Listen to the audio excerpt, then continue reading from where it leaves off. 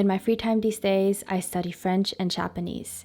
Vital factors enabling me to study consistently outside of work have been the following: creating a study habit, relying on a schedule, and the right mindset. I've made a whole video on what creating a study habit for a subject entails, where I also mentioned the simple breakdown of how to create a schedule. First, defining how much time you have, and secondly, breaking down your subject in percentages according to your focus. In this video, I'd like to go more into detail with this concept and elaborate on how I make my schedules, what I focus on for learning two languages at the same time. My main message here is the mindset. The mindset it takes to curate a schedule that can work for you over a long period of time, a schedule that can adapt to your life's changes. On top of that, I'll be sharing my Notion template that helps me manage my language learning currently and give you a glimpse into my current schedules for this month for Japanese and for French. To start off this video, I wanted to touch on my history with studying and my history with creating schedules, because it has shaped how I do things now, why I'm so meticulous with all of this, with my habits, with my schedules, with the way I approach things these days, and why I'm sharing what's working for me now, because I have failed enough times. I have started studying Japanese and French multiple times over the past few years, and the common denominator here was sort of this cycle of me basing my schedules and my long-term goals on this motivation that I felt at the beginning, all of this freshness of starting something new. I would make schedules that were super elaborate for weeks to come, based on this over-optimistic, over-ambitious self at the beginning of starting something new. I would, first of all, not be able to keep up.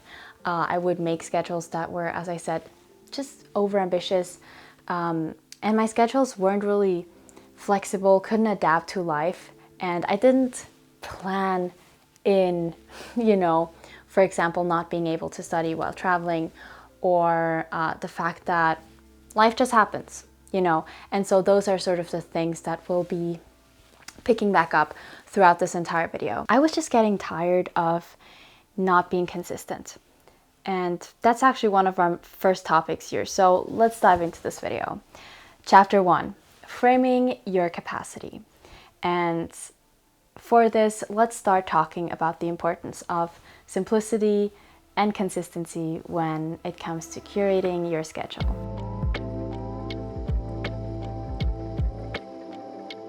To keep going with, for example, studying Japanese, I want to keep myself feeling like the work I'm putting forth here is beneficial to myself and my progress in my studying endeavors. I have found that to me, in the pursuit of success in form of progress and fulfillment in whatever I'm doing, consistency is the main factor I can rely on. So when figuring out how much can you study, I recommend taking the worst case scenarios into your consideration. How much can you still study when you're having the worst day ever? How much can you still study when you're traveling? And this is sort of what I've been doing, defining the bare minimum I can do, I can handle, so that I can depend on that being consistent to make progress. I like to look at my habits in a way that they are sort of promises to myself, such as brushing my teeth, for example.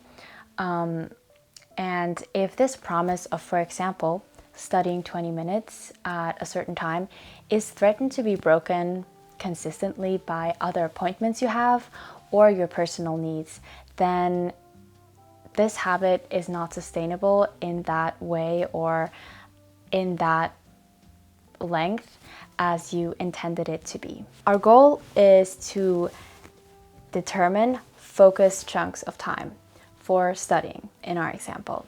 And two things to keep in mind as I just started talking about consistency and making sure that you can handle this habit throughout life and throughout whatever happens. Wow, that sounds quite intense, but I mean, even just random events coming up should not disrupt you from making progress with your studying. That's what I'm talking about, defining the bare minimum. So define the bare minimum, and also remember that you don't have to fill up your entire free time. You know, I think this is also a conversation about what's efficient. Is it efficient for you to study 3 hours after work every day? Can you keep it up for, weeks and weeks to come? Or is that just a special situation, which I'm also going to mention in a minute, what you can do with all of this extra motivation and free time that you have. But this, whatever we're defining right now, how much information we can absorb in our habit slots, in our habit containers, is truly based in making consistent progress. So once again, you don't have to fill up all of your free time.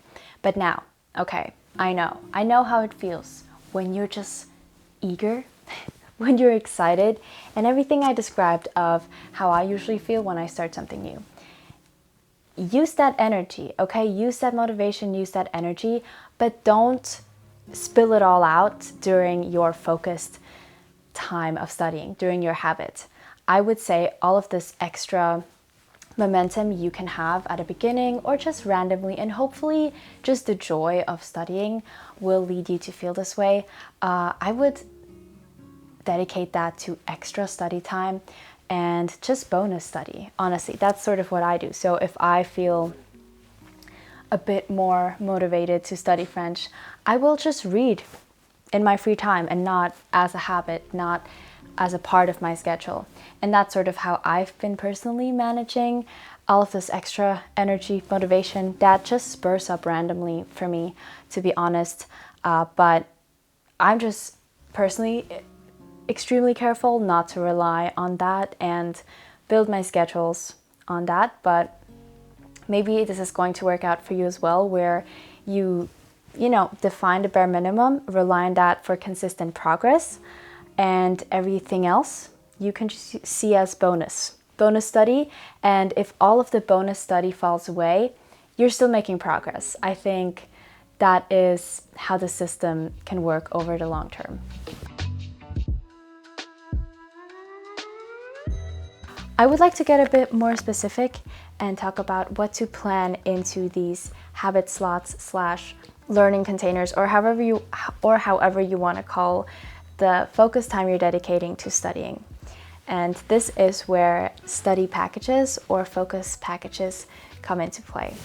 This has been my approach of creating schedules that can be reformulated and adjusted on a monthly basis according to how it's going, and also to stay flexible. This does require some reflection on a monthly basis, but we'll talk about that at the end of this video. I think the best thing is if I just show you how I would create one of my study packages, and I did create this template for you to download as well.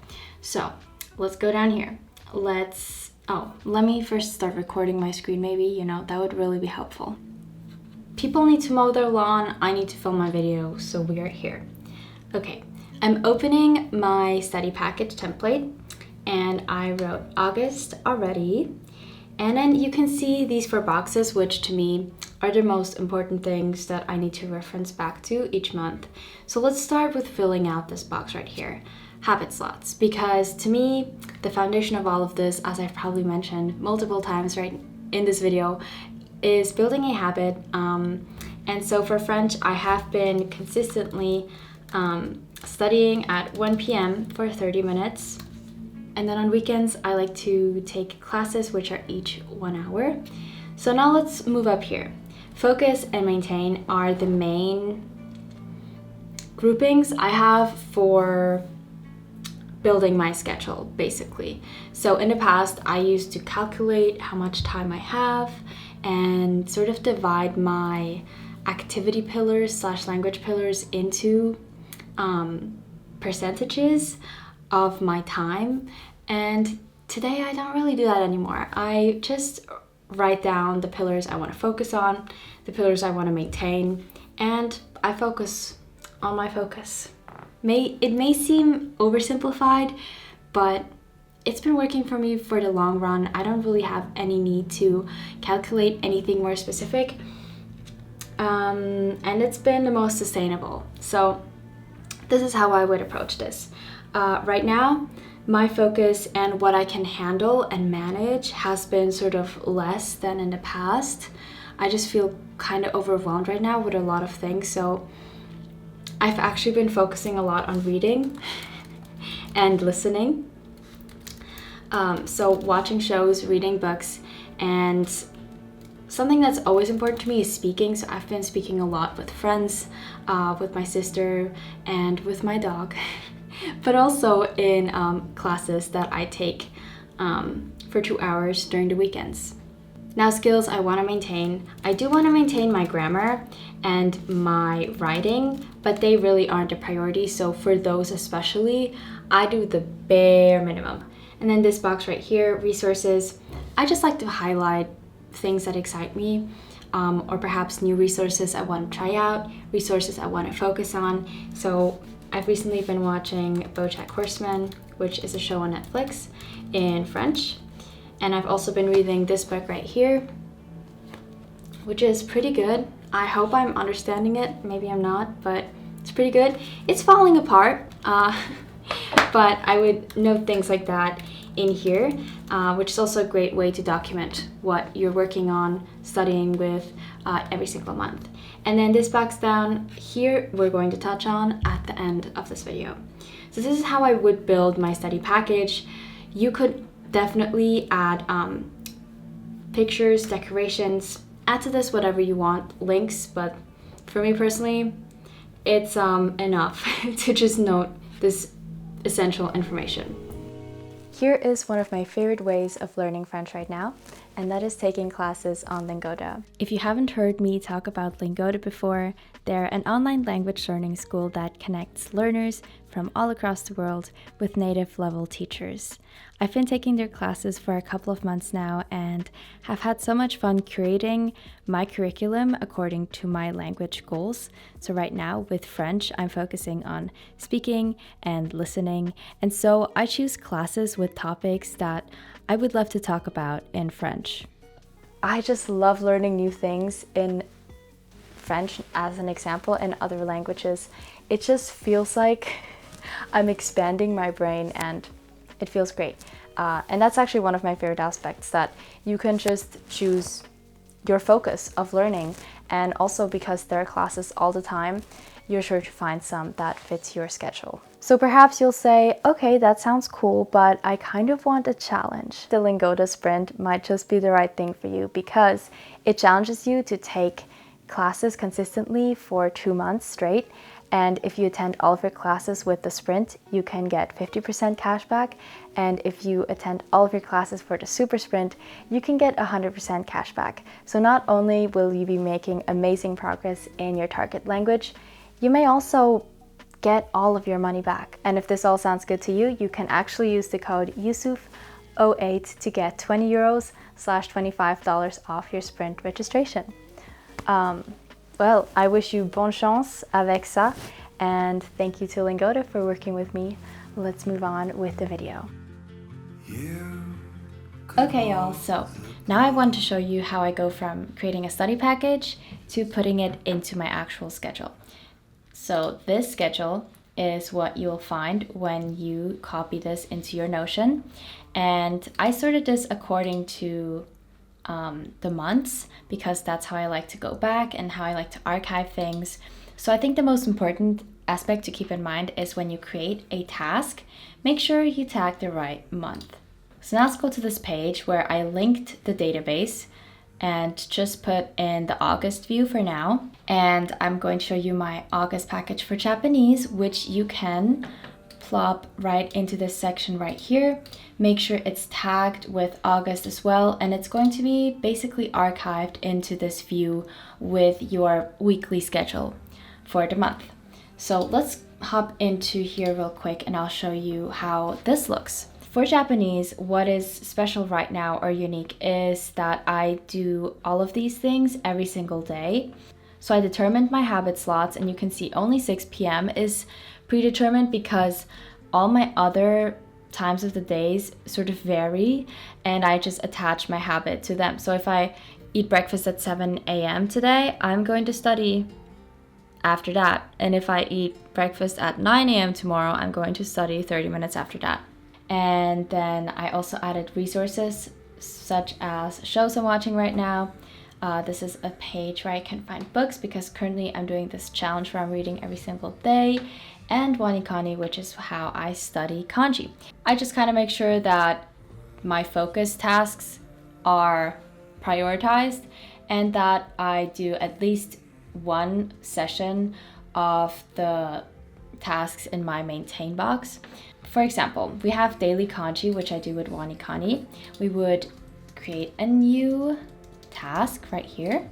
We would open it. You can add a cover, add the activity pillar, which is kanji, add the language. Here I just have language 1 as an example. And then the time, which would be morning. Cool. And then you can see kanji in the morning. Easy. And then as an icon, you can add your country, language, or you can make your own icons. And down here, you can take notes, you can add inspirations. And now, because I do this every single day, actually, I need to tag it for every single day, but that's pretty easy this way. Just tag it and it's gonna show up every single day. So that's how I like to build my schedule based on my packages. Now that I've showed y'all my French study package and an insight into my Japanese one, here is how they look in my schedule. And before I do that, before I show y'all that, here's how my old schedule setup was. It was just this table. This is actually pretty. This is my French schedule right now, just in the old sort of view. And this is all I need basically, except that I would like to sort this according to the months and add a couple of tags. So this is what we've got today. As I've already showed you how the template looks when it's kind of empty. This is how it looks when it's in use, okay? So we've got here the tasks. I put the Japanese flag, the French flag, and what you could also do if you're linking this database is obviously sort according to your language. So you could do only Japanese, right? And then you would only have Japanese. But I just like to see everything at once because managing 2 languages is acceptable in one schedule. I think the more you have, you probably want to do that more. This is how my schedule looks right now.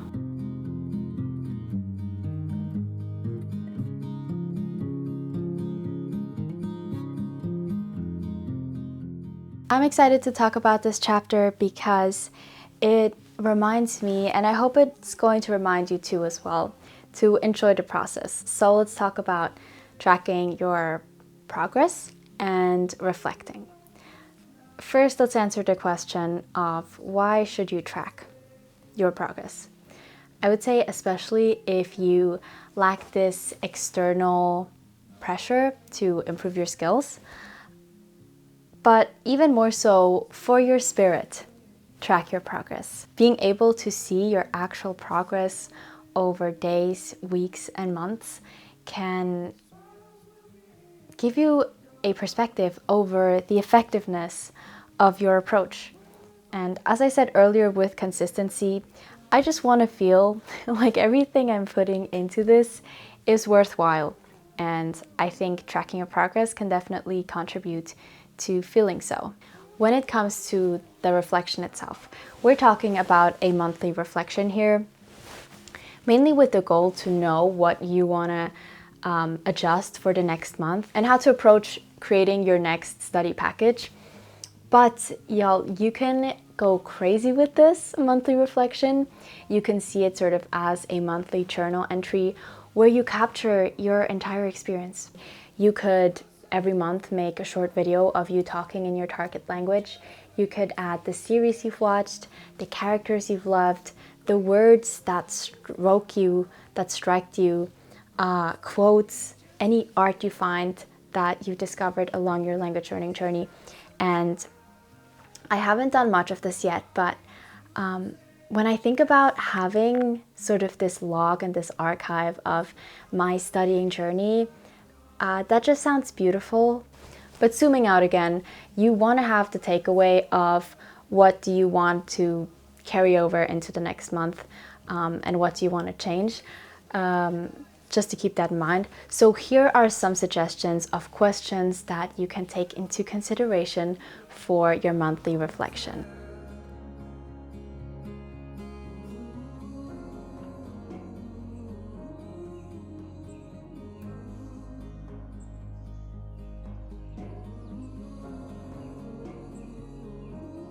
Okay, I don't want to go off the rails here too much, but I mean, you truly sort of acquire this whole new side of yourself and this whole new identity when you dive into the world of learning a new language. And I just love the idea of keeping a diary for that and capturing your progress, capturing how you thought, how you spoke, and hopefully when you get to look back at these entries or even just these notes and bullet points, that you feel something, you feel some sense of accomplishment.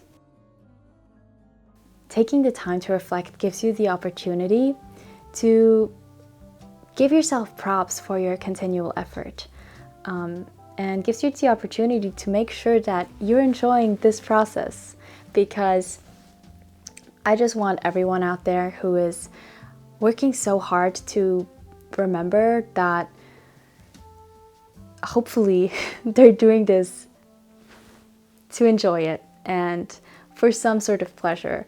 But I personally also know how easy it is to just sort of forget that. So one last time, make sure to note your fun moments, to note your little successes and the changes that you will make for your next month of learning to make it work better for you. It's just wonderful to connect with people who sort of have the same hobbies as me.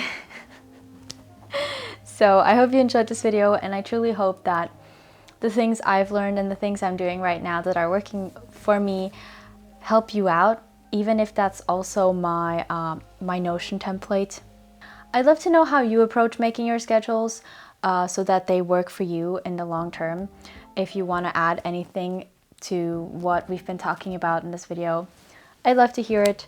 Also, if you're interested in taking a Lingoda Sprint, again, check out the link in the description box and remember my code. Thank you so much for being here, and I will see you soon. Until then, bisous!